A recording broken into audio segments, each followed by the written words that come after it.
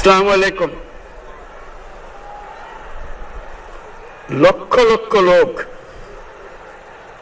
আজকে এখানে হাজির হয়েছে, পথে ঢেউয়ের মতো লোক আসছে।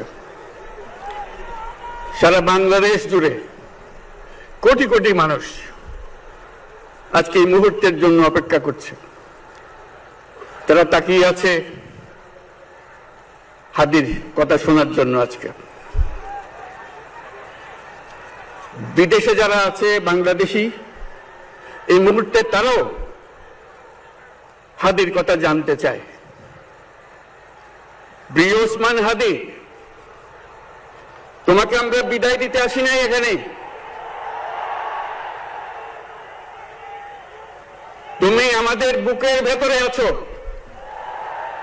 এবং চিরদিন বাংলাদেশ যতদিন আছে তুমি সকল বাংলাদেশির বুকের মধ্যে থাকবে।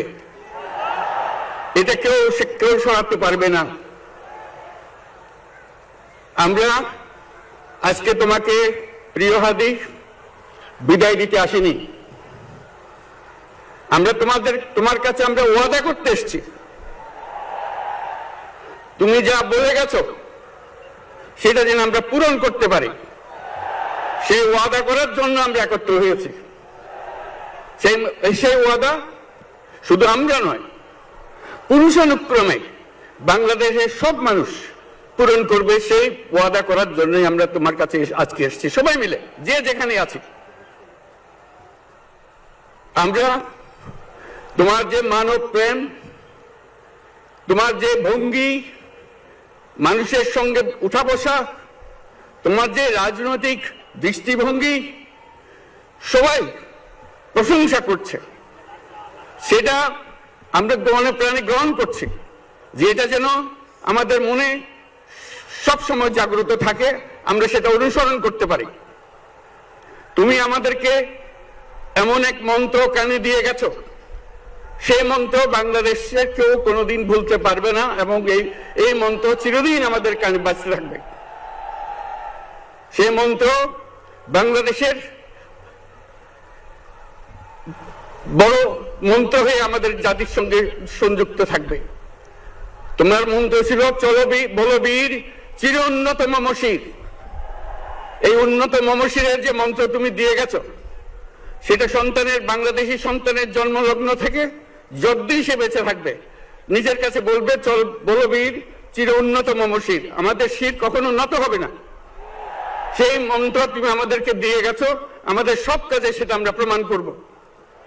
আমরা দুনিয়ার সামনে মাথা উঁচু করে চলবো, কারো কাছে মাথা নত করব না। সেই মন্ত্র তুমি আমাদেরকে দিয়ে গেছো, আমরা সেটা পূরণ করে যাব। প্রিয় হাদি, তুমি নির্বাচনে অংশগ্রহণ করতে চেয়েছিলে এবং সেই নির্বাচনে অংশগ্রহণ করতে গিয়ে নির্বাচন কিভাবে করতে হয় তারও একটা প্রক্রিয়া জানিয়ে গেছে আমাদেরকে। সেই প্রক্রিয়া যেন আমরা সবাই মিলে গ্রহণ করে, যে কিভাবে প্রচারণা কার্য চালাতে হয়, কিভাবে মানুষের কাছে যেতে হয়, কিভাবে মানুষকে কষ্ট না দিয়ে তার বক্তব্য প্রকাশ করতে হয়, কিভাবে বিনীতভাবে মানুষের কাছে আসতে হয়, সবকিছু তুমি শিক্ষা দিয়ে গেছো। আমরা এই শিক্ষা গ্রহণ করলাম, আমরা এই শিক্ষা চালু করতে চাই। আমরা সবাই আমাদের জীবনে আমাদের রাজনীতিকে এই পর্যায়ে নিয়ে আসতে চাই, যাতে হাদি আমাদের জীবনে স্পষ্টভাবে জাগ্রত থাকে। হাদি, তুমি হারিয়ে যাবে না। তুমি কোনোদিন কেউ তোমাকে ভুলতে পারবে না। তুমি যুগ যুগ ধরে আমাদের সঙ্গে থাকবে, আমাদেরকে তোমার মন্ত্র পুনঃ পুনঃ মনে করিয়ে দেবে। আমরা তোমাকে মনে করিয়ে দেব চলো বীর উন্নত মমশির। আমরা সেই মন্ত্র নিয়ে আজকে সামনের পথে এগিয়ে যাব। তোমাকে আমাদের সবার পক্ষ থেকে তোমার সঙ্গে ওয়াদা করলাম, আজকে তোমাকে আল্লাহর হাতে আমানত রেখে গেলাম।